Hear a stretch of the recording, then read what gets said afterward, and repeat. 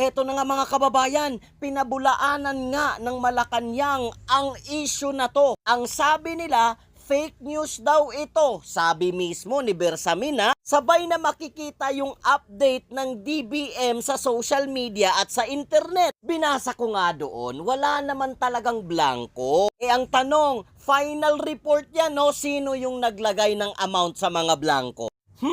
Fake news ba kamo? Kanino yung mga signature na yan? Dito sa kabila kay Grace po at dito naman sa kabila kay Zaldico. At marami pa ang nandito. Kung fake news yan at fake document yung pinalabas mismo ng dating Pangulo, anong ginagawa ng mga signature na to dito? Para sa karagdagang pagpapakita, ayan pa oh. Bakit nyo pinirmahan yung report na puro blanco? At eto pa ang issue mga kababayan, bakit walang ginagawa o kahit anong salita na binitawan ngayon ng Kongreso at Senado? Bakit ang opisina lang ng Pangulo? Sige nga mga kongresista at mga senador, panindigan nyo na hindi sa inyo yung signature. I'm sure ang Kongreso at Senado ay may kopya ng mga yan. Baka iniisipan nila kung paano nila mapapanindigan yung sinasabi ng Malacanang. Kongreso at Senado, umimik naman kayo. Lalong-lalo na sa mga nakapirma dito.